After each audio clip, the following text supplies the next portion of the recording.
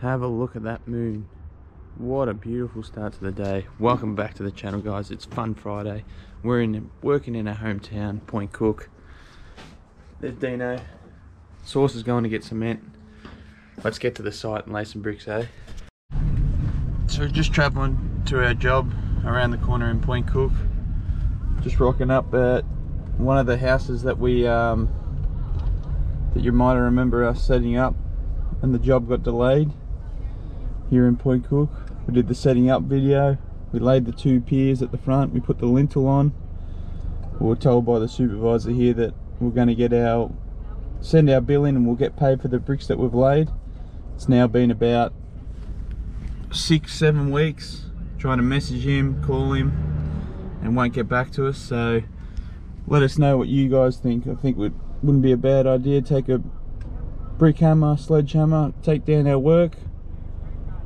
I don't know, round the corner one day this week.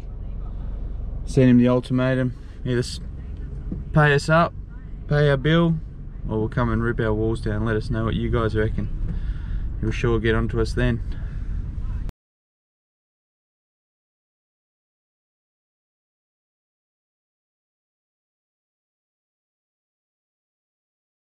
So as you might have seen in that little time lapse there, an example of how not to take your mixture off the work ute. This is what I'm working with. I've got a Toyota Workmate Hilux. Just got the new tray on it after the guys out in Melton hit my dad. We finally got that. Well, it's not really a new tray, it's a second hand, but we just got that replaced. Let me know what you guys have, what you guys are rolling with. What do you have, a car set up, ute, truck? Let me know, because I'm thinking about upgrading to a bigger truck, something with 4 doors or something, just so I can fit more trestles and planks in. At the moment I can only fit about 4 or 5 trestles, as well as the barrow mixer, and then I somehow have to fit my tiny little planks down the side. So I'm thinking of upgrading to a truck. Let me know what you guys have, what your recommendations would be. So welcome back, guys. It's Friday here. We're, as I said, working close to home in Point Cook. Got Dino and Sauce. Beautiful day for it. And we're setting up a nice straight runner wall. Something a bit different with this one. We have actually my first raked job with rake joints that I've done in all my 6 years here in Melbourne. Most of the jobs are all roll jointed, so that's something a little bit different on this job. It takes a little bit of extra time, of course, so we're setting ourselves about an hour at the end, just because we're not too fast with it yet to rake out all the joints, but I think it comes up pretty good. So yes, we are 4 days into this job now. So we set it up the first day, set our 2 courses down, loaded the bricks up on this job, and then the second day me and Dino worked and did the front entrance of the house, and then we did a little bit down the back, the alfresco, and we're making our way down this long side of the house. So that's where we're at with all of that. Yeah, so just before I carry on with some question and answer sort of stuff, as I was saying in that clip before, I am looking at upgrading my transport. So I'm looking at I'm looking at one of the Isuzu tray packs, something that's a bit bigger that can take all my scaffold, trestles, planks and all that. Also, I wouldn't mind something with 4 doors where you can fit some more people in the car, because now that I've got Sauce working with me, also my old boy as well, it would be good if we can, utilize the extra car spots, as well as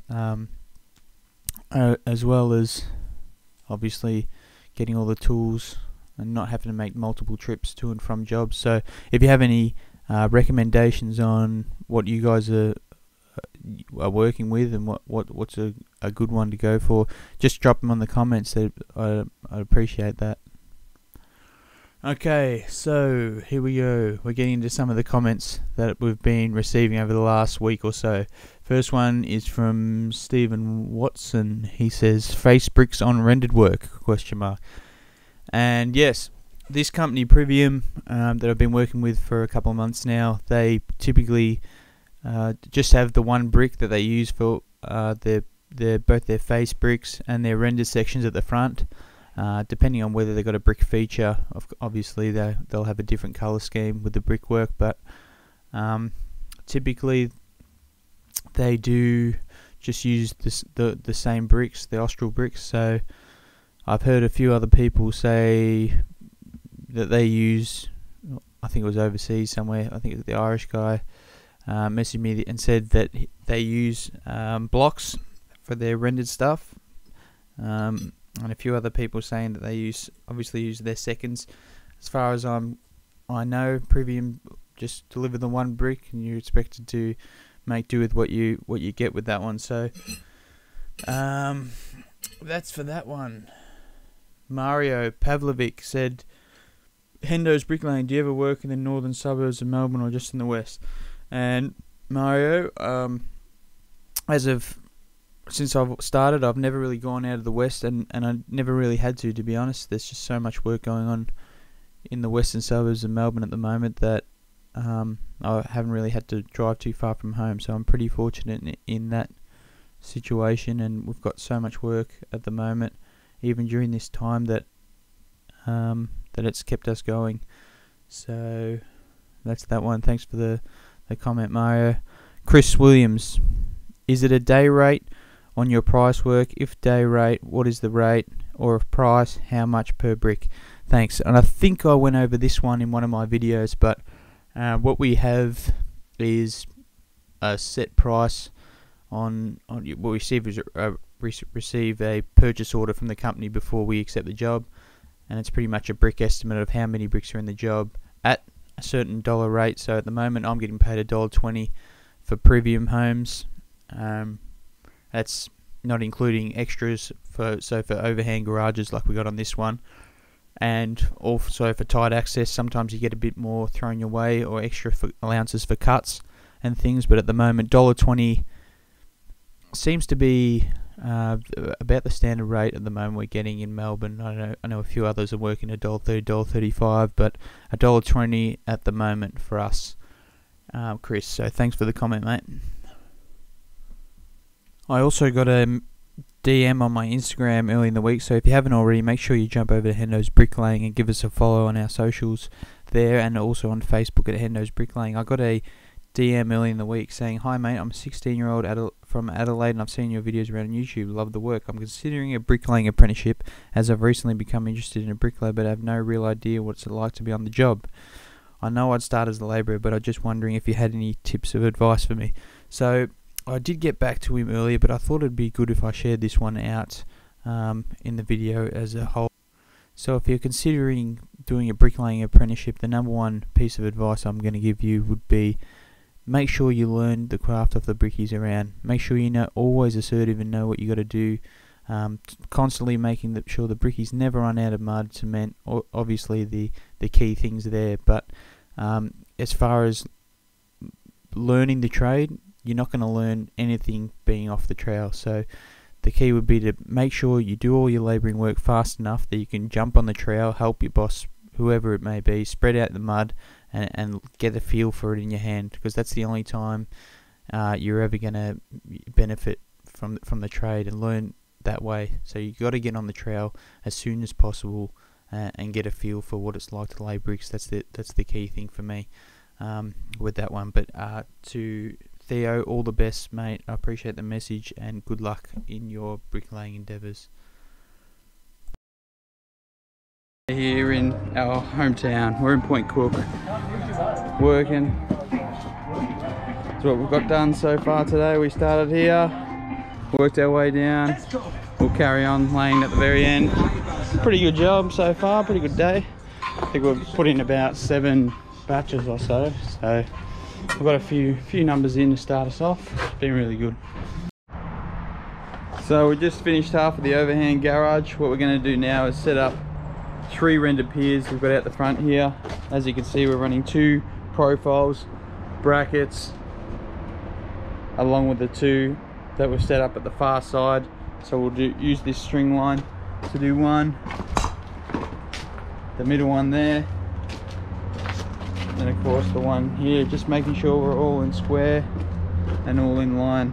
That way we'll get Dino and Sauce to potentially do that last one, and I'll swing past and do these 2. As you can see, the setup we got, as I said in the last video, the steel corner block stories from BT Engineering, so that just helps a heap. As you can see here, demonstrate again for you, it's got that longer edge, so you don't have to worry about even keeping this square off the line. You just push it hard up against this longer side here, and you know that you're square. So that helps a heap, along with, of course, BT's perp clamps. Got the full one here, half clamp. They're just really handy, as well as their brackets. Okay, yes, it does take a bit longer to set it all up. It probably took me about 20 minutes or so to set all of them 4 profiles up and run the line. But now, as you'll see, once we gauge it all up, we've got our line ready to go. I think it's worth it, you know, the preparation. And we'll just fly through it now with the line, know everything's square. So we're gonna have something to eat. Got our mud on the boards, have a quick bite, and we'll get into this and we'll tape this for you, putting up these 3 rendered piers. So I guess in a lot of ways it is the great debate of bricklaying, isn't it? I'm hearing a lot about, you know, save the time, don't worry about setting up profiles, just use a level. By the time you set that up, it could be, you know, 5, 6, 7 courses in, and to an extent that's true, no doubt. But when you're doing stuff like this, especially a lot of slabs and jobs that I'm getting at the moment in Melbourne have these twin and even triple piers at the front of the house, and I just find that this method for me is the most efficient, and being able to do them all at once, making sure that they're all running square like this. You run a line, even though these are rendered piers, we've gauged them all the way up. It's just a matter of lifting the line and doing it like you would any other job, and just chucking a small level on the inside of your piers, and making sure you're running up plumb there. But definitely check out BT Engineering's tools. I'll put a link in the description for you. I think their tools are the best. I use their diary blocks, as you see, all the time. I've got their perp clamps. What else do I have? What don't I have really? I've got the joiners, and they're just a really good quality bricklaying tool. So I'll link a description there for you to go over and check out some of their stuff as well.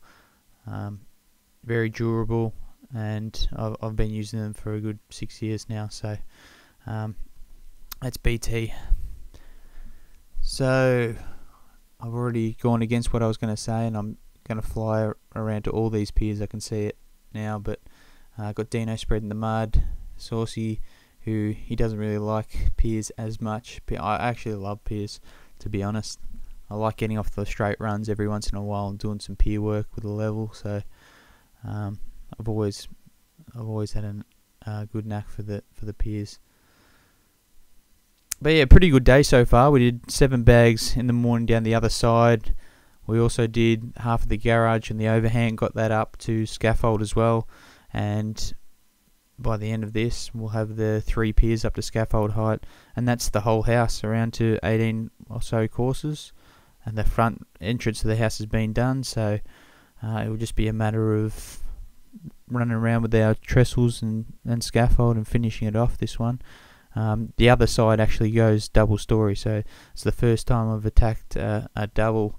Believe it or not, I've only worked on singles for the first couple of years of my business, so that'll be interesting. We'll get the elevator out and load up some bricks. I'm sure we'll do a video for that one as well,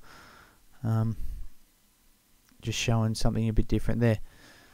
But yeah, again, I'm going to sign out, guys. Appreciate you watching the video. Don't forget to like and subscribe. Leave us a comment down below with any recommendations on what you think I should go for in the truck or the ute, what's working for you. Even if you want to chat, just message me, Instagram. I love a chat. So hope everyone's doing well and staying safe. Appreciate all the support, guys, and I'll catch you in the next video. Cheers, guys.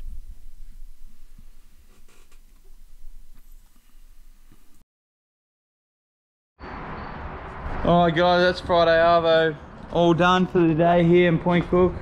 What we did is did the overhand garage, got that up to scaffold height, that eye height there. We moved over, and as you saw, there's Dino walking past. And we also got these piers up, all three of them to eye height. So we're done here in Point Cook. We're headed off to Geelong now. Got a bit of a patch up to do there and finish off for the afternoon. So which one of the boys am I going to take with me? One gets to go home and one is off to Geelong with me. Which one do you reckon should come with me to finish it off?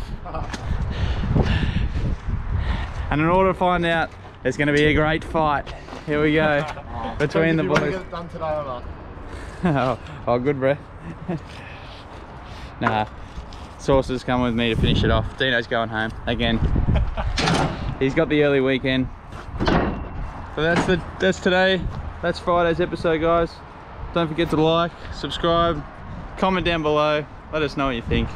What we're doing good, what we're not. And we'll see you in the next video. Cheers, guys.